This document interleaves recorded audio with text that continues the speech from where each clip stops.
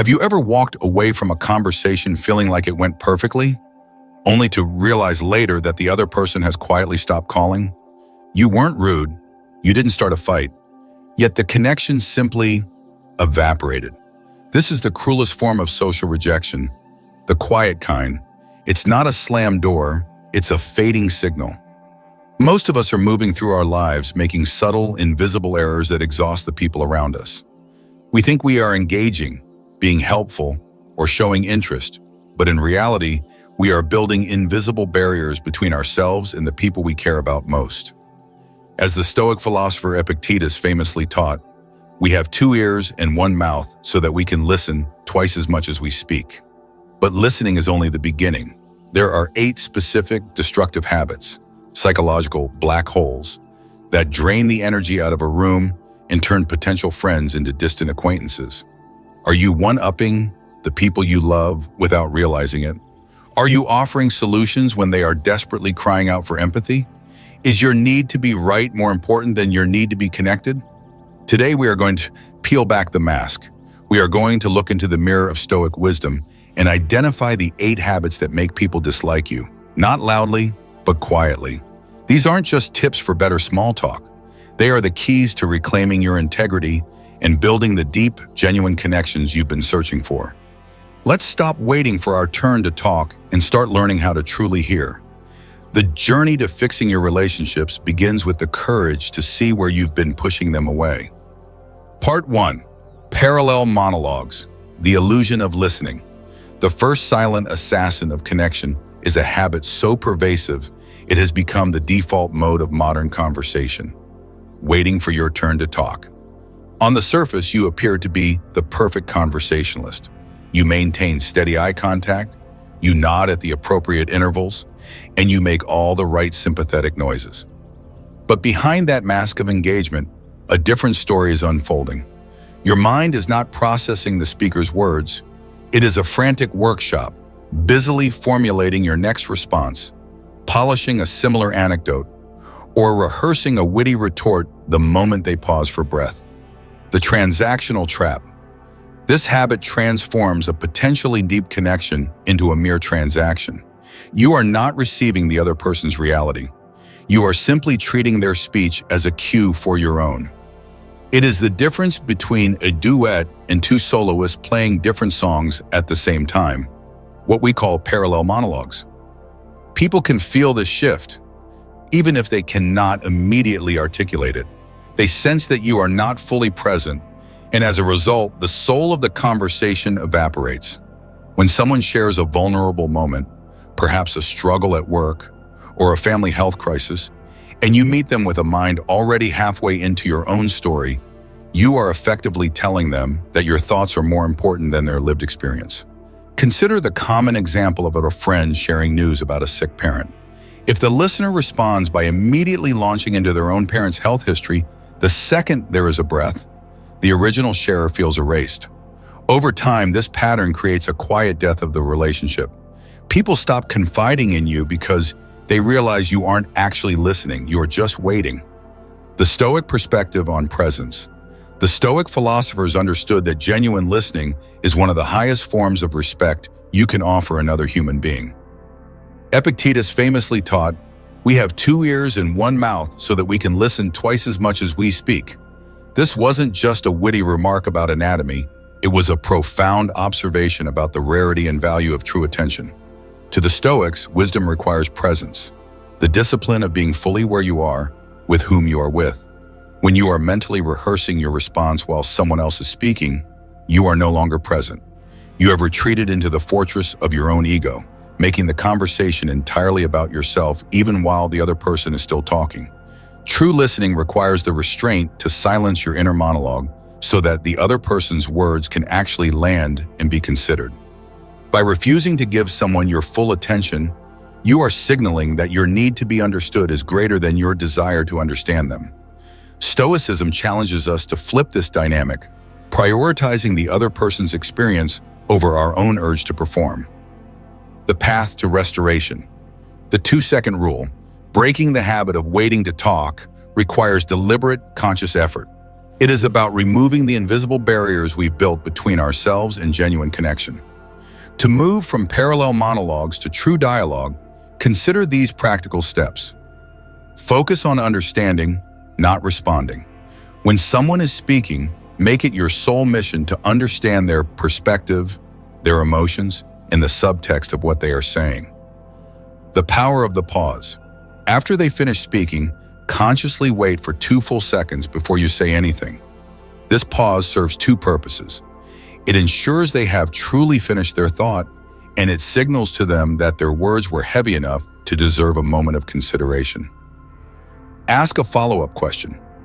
Before you relate the topic to your own life, then ask a question that dives deeper into what they just shared. This proves you were listening and invites them to feel seen. When you remove the need to perform and replace it with the desire to perceive, the quality of your relationships changes almost overnight. You stop being someone people deal with and start being someone they truly connect with. Part 2. The one-upper syndrome.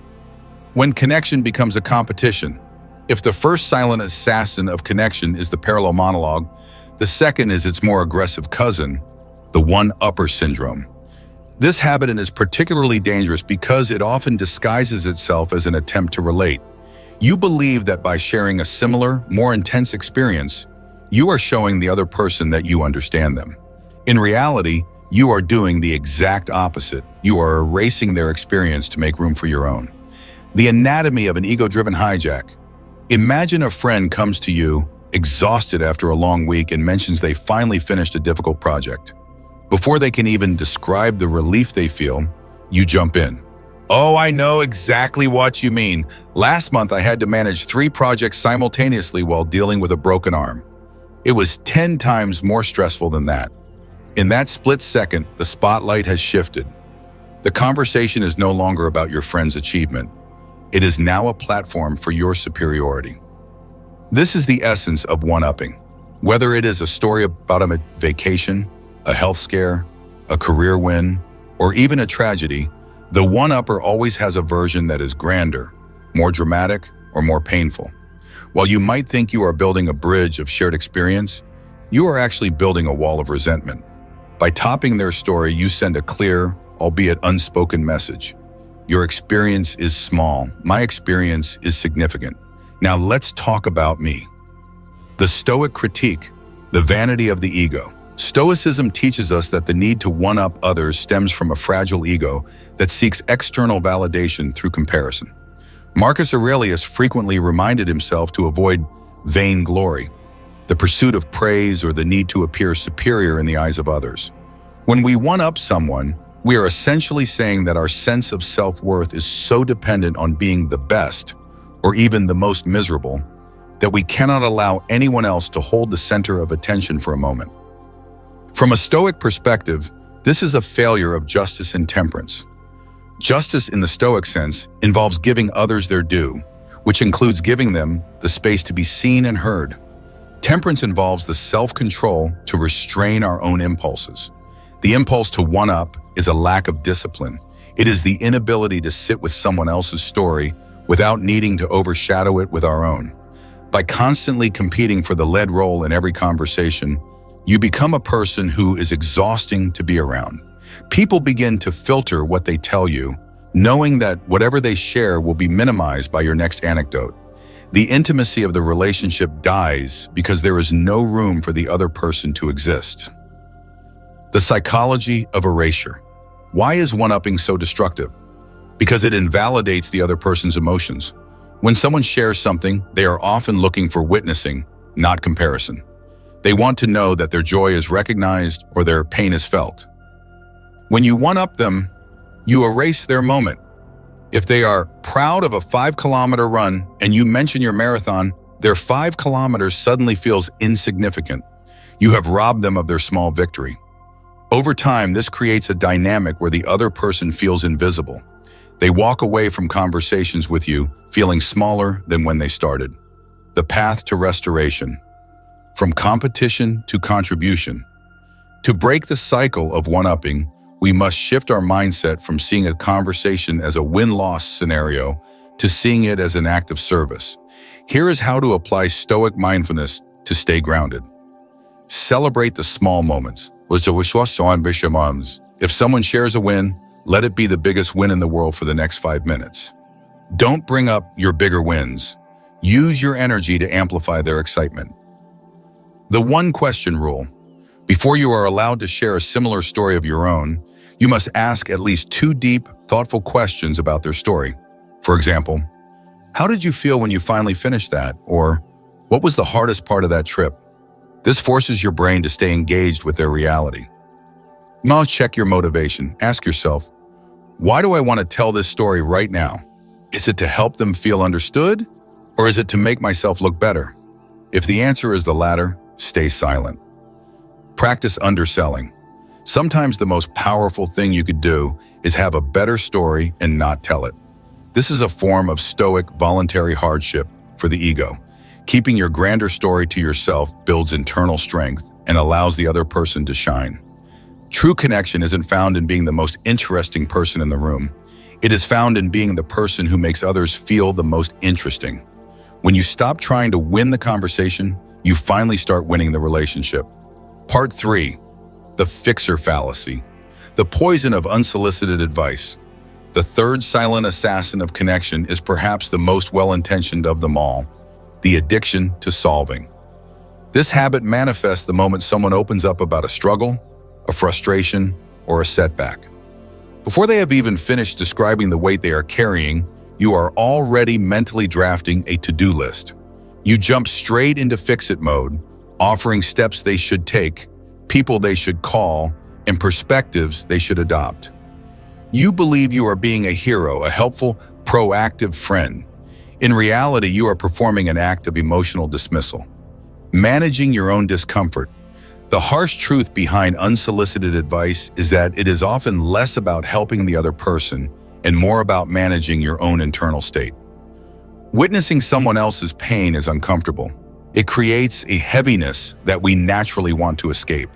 By rushing to provide a solution, you are attempting to solve your own discomfort with their vulnerability. When you treat someone's emotional experience like an inconvenient obstacle to efficiency, you send a devastating message. Your feelings aren't important. Let's get to the part where this problem disappears.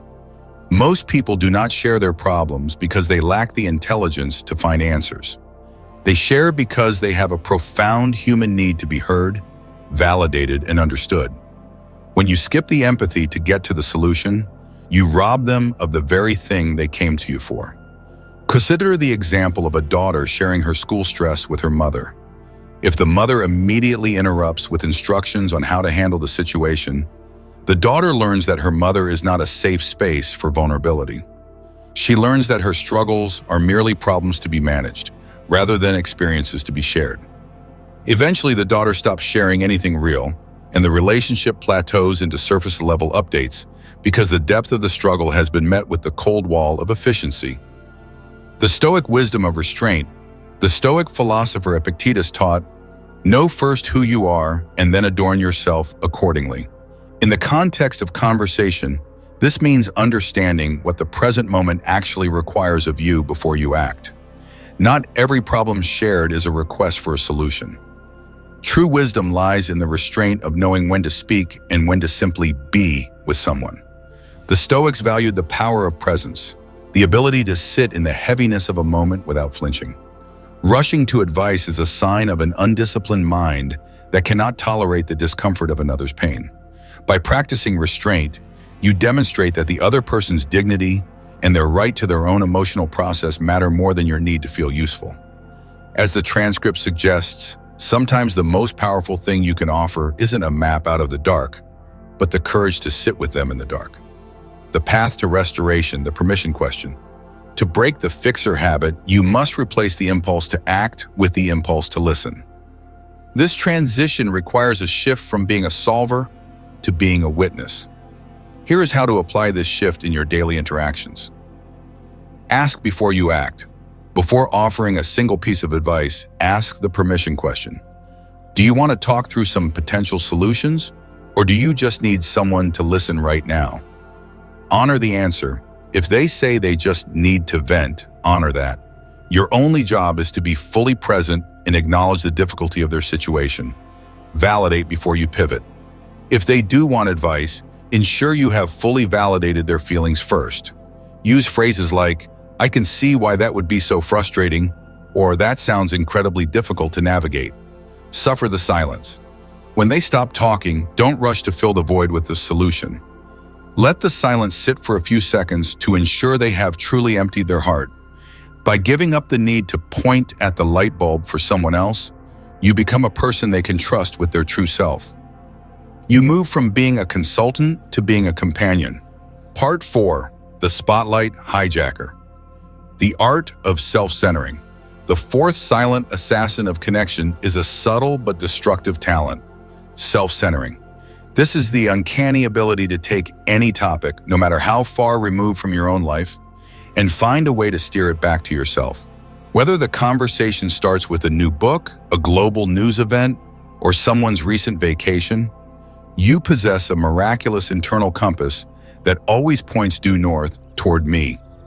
While you might believe you are merely contributing to the discussion, the person across from you begins to feel less like a partner in a dialogue and more like an unpaid audience member for your one-person show.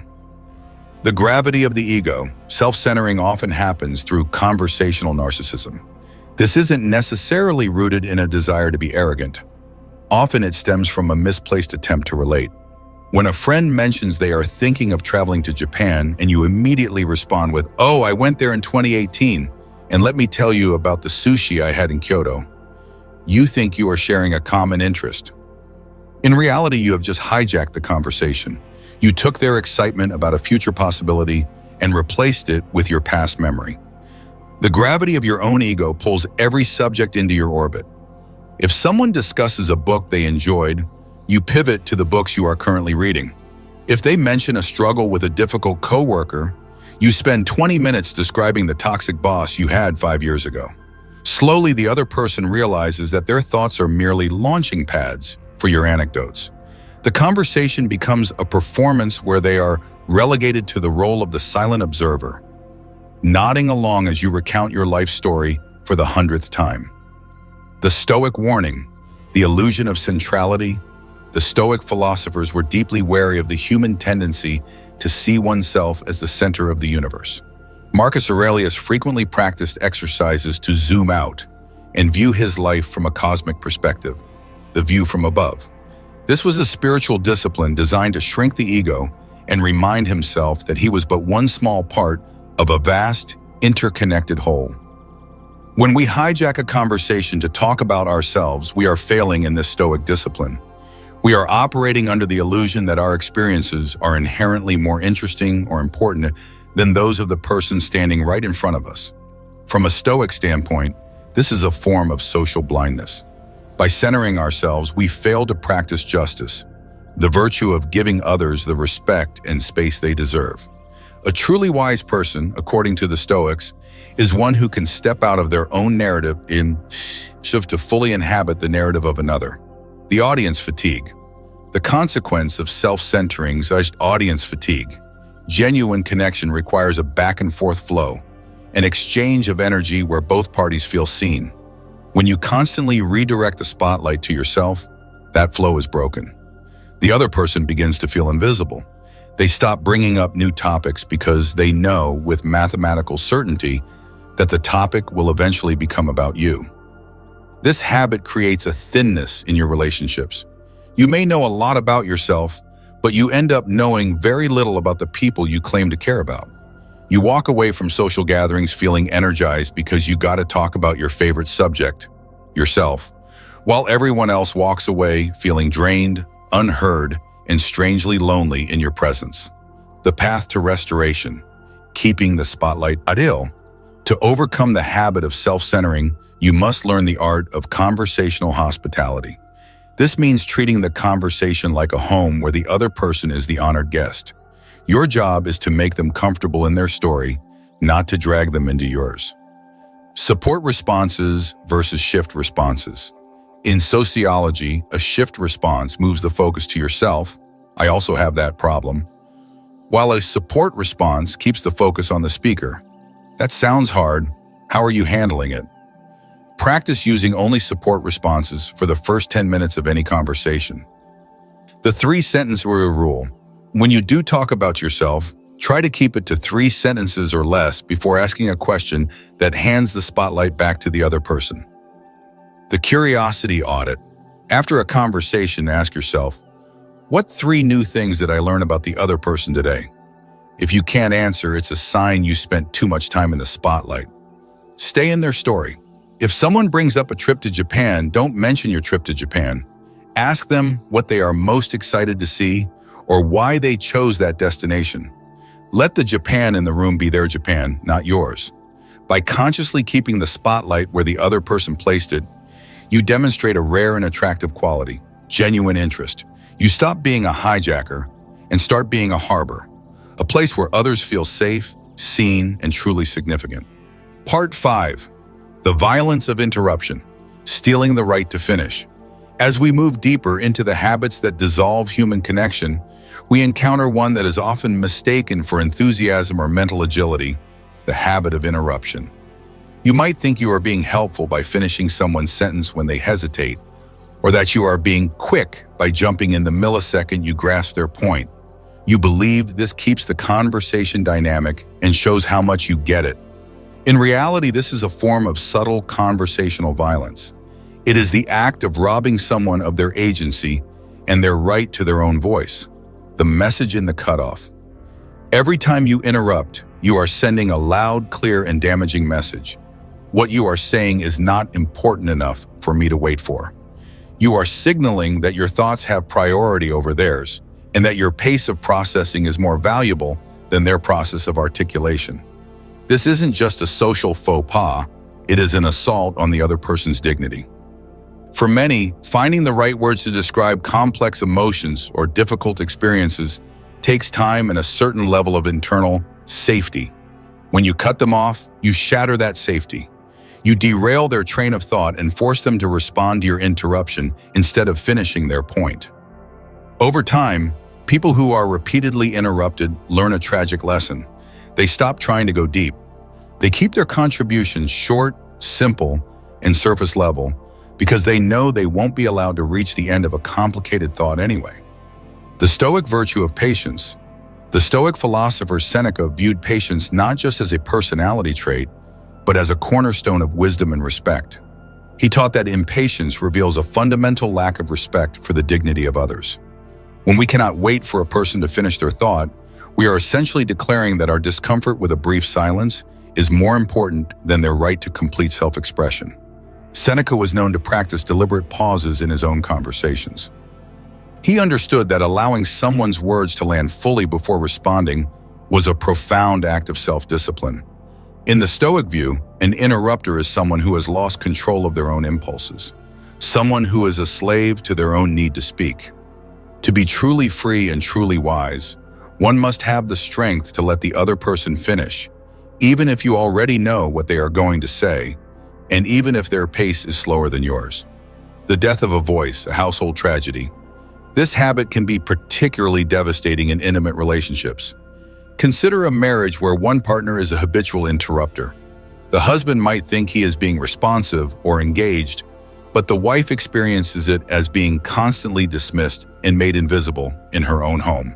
In such cases, the interrupter is often shocked to learn the damage they've caused. They genuinely believe they were being dynamic, while their partner feels suffocated. This is the quiet death of communication. When one person stops sharing anything that requires more than one sentence because they have learned that the finish line of their thought will always be hijacked by the other. The path to restoration, the discipline of silence. To cure the habit of interruption, we must learn to value silence as much as we value speech.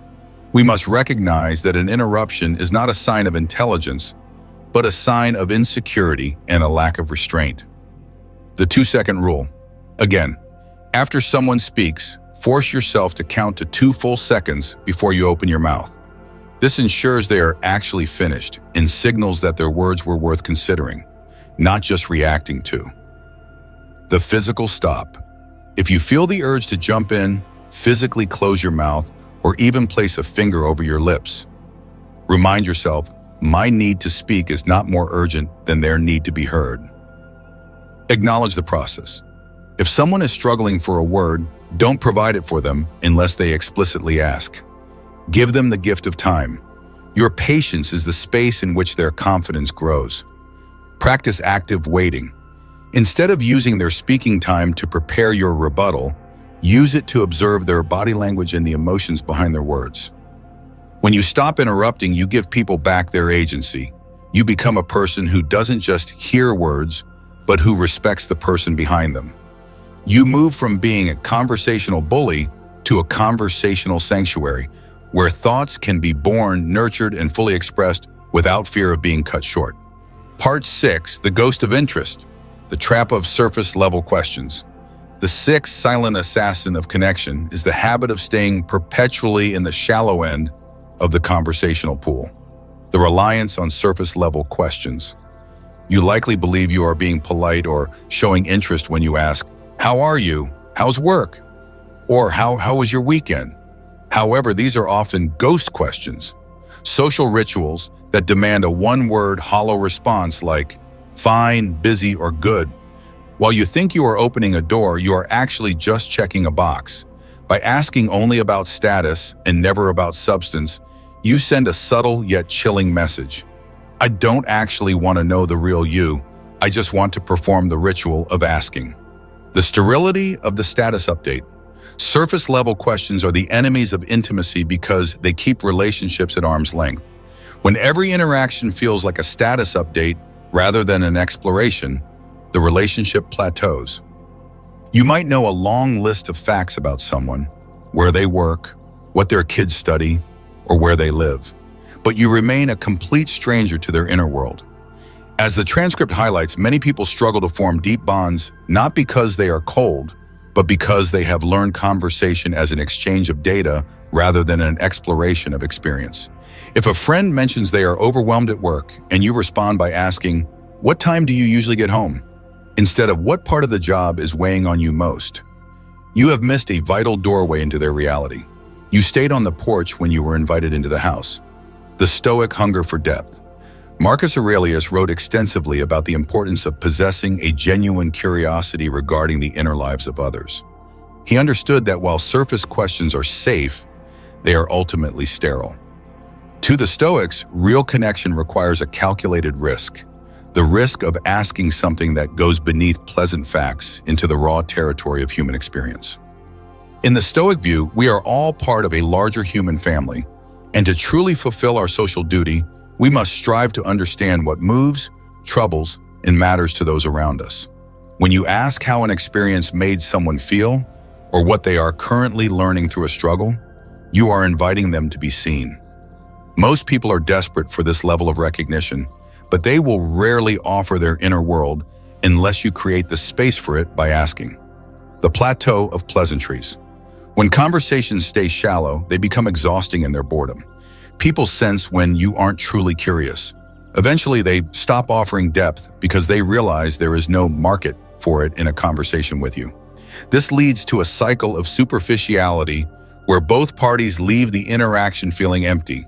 You aren't being rude, you are simply being nice at the expense of being real. But nice does not build a brotherhood or a lifelong friendship. Only shared depth can do that. The path to restoration, from status to experience. To break the habit of vohon par soulless questions, you must shift your focus from what happened to what it was like. You must stop collecting facts and start seeking the human narrative behind them. Replace status with experience. Instead of asking, "How was your trip?" ask, "What was the most unexpected thing that happened on your trip?" Instead of, "How was work?" try, "What has been on your mind lately regarding your career?" Follow the doorway. When someone mentions a feeling, even briefly, stop the factual questioning and follow that feeling. If they say they are tired, don't ask what time they went to bed. Ask what has been draining their energy the most. The meaning question. One of the most powerful tools in your arsenal is the question, "What does that mean to you?" This forces the conversation out of the realm of facts and into the realm of values and emotions. Create space for depth. Use open-ended questions that cannot be answered with one word. Give the other person permission to be complex. By trading your surface-level habits for genuine curiosity, you transform your conversations from a ritual of asking into a ritual of seeing. You stop being a person people talk at and become the person they can't wait to talk to. Part 7. The portable editor. The exhaustion of constant debating. The seventh silent assassin of connection is a transformation of a casual dialogue into a courtroom. The habit of constant debating. You might view yourself as an intellectual explorer, someone who engages in intelligent discourse or helps others think more critically. However, to the person across from you, you are a portable editor, someone who scans every sentence for flaws, contradictions, or factual errors. While you think you are sharpening their mind, they feel like they are being attacked for every thought they express. The intellectual combat zone. In this state, every interaction becomes an exhausting exercise in defense. If a friend mentions a new lifestyle approach, you immediately point out the flaws. If they share a perspective on a current event, you counter with why they are wrong. Even a simple pleasure, like enjoying a movie or a restaurant, becomes a debate as you explain why it wasn't actually that good or was overpriced. This habit is particularly damaging because it turns conversation into combat. When people know that anything they say will be challenged or corrected, they stop saying anything meaningful. They aren't avoiding the conversation because they can't defend their views. They are avoiding it because they are simply tired of having to. They wanted connection, but you gave them a battleground. Consider the example of an individual who systematically dismantled their friendships by proving everyone wrong. From impractical electric cars to the pseudoscience of meditation, no topic was safe from their corrective lens. They believed they were being intellectually engaged, but the people around them experienced them as hostile and exhausting. Eventually, invitations stopped coming and family events became smaller. The Stoic restraint, choosing connection over correctness. The Stoic philosopher Epictetus offered a profound lesson on the importance of choosing your battles. He understood that connection often matters far more than being right. When you challenge everything someone says, you are prioritizing your ego and your need to be correct over their need to feel safe and heard. Epictetus practiced a specific form of restraint, asking himself whether his correction would serve the relationship or merely serve his ego. Most of the time, he chose to stay quiet, not because he necessarily agreed with the other person, but because he valued the person more than winning a point. In the Stoic view, true intellectual strength is shown through the self-control required not to correct someone when the correction serves no higher purpose than self-inflation. By constantly editing others, you are revealing an insecurity, a need to demonstrate your superior knowledge at the expense of social harmony. True wisdom, according to the Stoics, involves the awareness that not every incorrect statement needs a correction, and not every differing opinion requires a debate. The path to restoration, surrendering the need to win. To break the habit of constant debating, you must shift your goal from winning to connecting. You must learn to let ideas exist without needing to tear them apart. The connection audit. Before challenging something someone has said, ask yourself, will this strengthen our connection or just prove I'm right? If the answer is the latter, let the point go. Validate the perspective. Even if you disagree, find something in their statement to validate first. You can acknowledge their feeling or their reasoning without necessarily agreeing with the conclusion. Save debate for the right venue. Reserve your intellectual energy for conversations explicitly meant for debate rather than casual sharing or emotional confiding. Practice aggressive agreement. Try to find points of agreement in every conversation. Instead of looking for what is wrong, look for what is right, or at least what is interesting in their perspective. When you stop treating your friends like debate opponents, the atmosphere of your relationships changes. People begin to relax. They feel safe to offer up nuanced, untested, or vulnerable thoughts because they know you won't immediately pounce on them. You move from being a hostile editor to a supportive collaborator, and in doing so, you finally find the deep connection that being right could never provide. Part 8, the trust breaker, the irreversible decay of betrayal. We have reached the final and most lethal of the 8 silent assassins, The habit of sharing confidences. While the previous habits might drain the energy from a relationship or create a plateau of boredom, this one acts as an incendiary device, capable of incinerating years of built-up intimacy in a single afternoon. It occurs when someone confides a personal struggle, a professional anxiety, or a private family matter to you, and you, in turn, distribute that information to someone else. Whether you do it out of a genuine but misplaced concern, or simply because it makes for an interesting story, the result is the same. The sacred foundation of trust is shattered. The illusion of helpful gossip. Many people who betray a confidence do not see themselves as betrayers. They often frame their actions as an act of caring.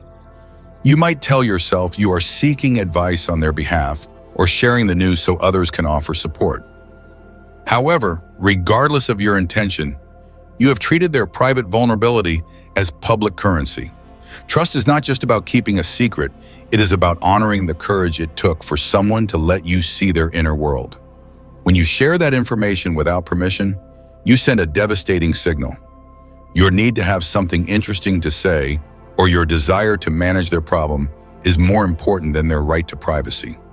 Once a person discovers their private struggle has been distributed like social currency, the relationship often enters a state of cold, permanent distance. Consider the case of a coworker who confided in a friend about her battle with anxiety. The friend shared it with others under the guise of concern, and within a week, the entire office knew. The original sharer wasn't just angry, she was humiliated and exposed. The apology meant nothing because the sacred boundary had been violated. The friendship didn't just fade, it ended instantly because the person could no longer be trusted with anything that mattered. The Stoic principle of integrity. Marcus Aurelius wrote extensively about the sacredness of trust and the integrity of one's character. To the Stoics, your word is one of the few things truly within your control, and to break a confidence is to reveal a fundamental flaw in your own soul. He understood that when someone trusts you, they are giving you a gift they cannot take back. From a Stoic perspective, protecting a confidence is not just a social nicety, it is a duty to the collective human bond. If you value the social high of having information to share more than the person who trusted you, you have allowed your ego to sabotage your virtue. Stoicism teaches us that a person of character defaults to silence. If there is even a sliver of doubt about whether a piece of information is private, the Stoic choice is to keep it within the vault of one's own mind. The permanent scars of exposure. The reason this habit is so destructive is that trust, once broken, rarely recovers its original strength. Every private thing that person had ever shared with you suddenly becomes a source of anxiety. They wonder, so is long.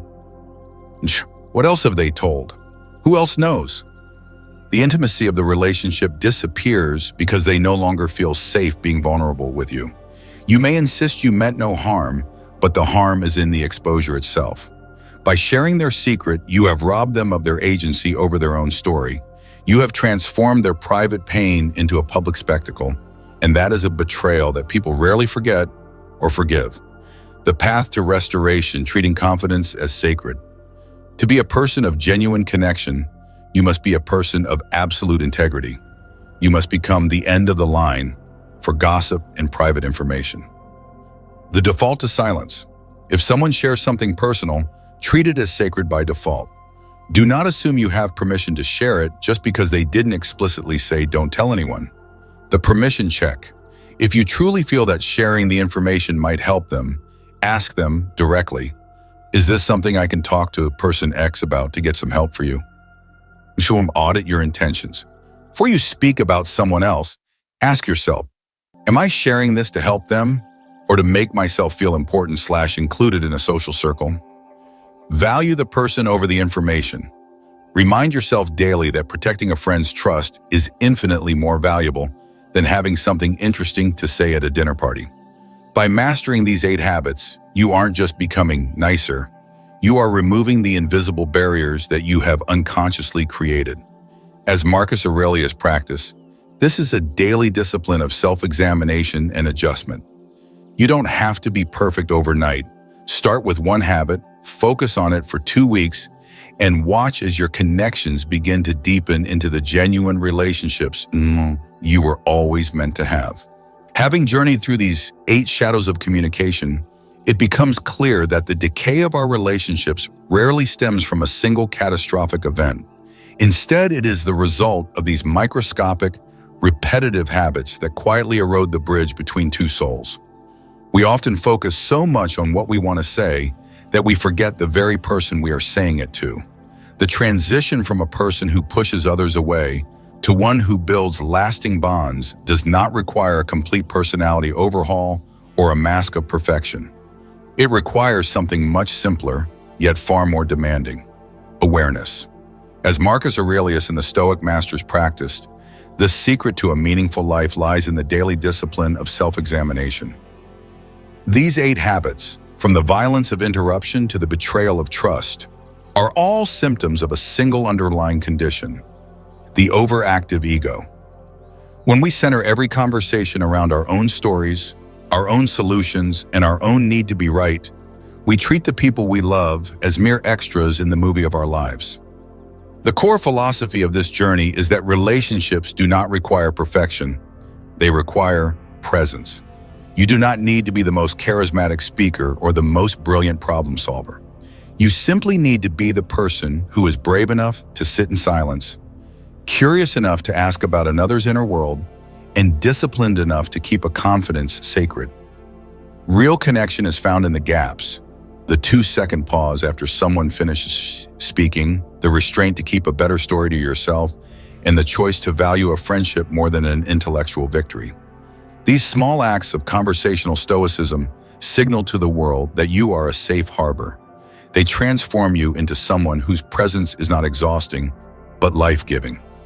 Do not feel overwhelmed by the weight of these 8 habits. Perfection is an illusion, but progress is a choice. Choose just one pattern that you recognized in yourself today. Perhaps it is the urge to one-up or the habit of giving unsolicited advice. Focus on that one barrier for the next 2 weeks. Watch how the air in the room changes when you simply stop trying to control the narrative and start trying to understand it. The barriers to genuine connection are invisible until you decide to look for them. Now that you see them, you have the power to dismantle them, one conversation at a time. If you found clarity in these lessons and are ready to master the art of living with purpose and integrity, subscribe to my channel, True Stoic Way. Let us continue to remove the barriers, sharpen our awareness, and build connections that actually matter. Stay stoic, stay aware, and stay connected.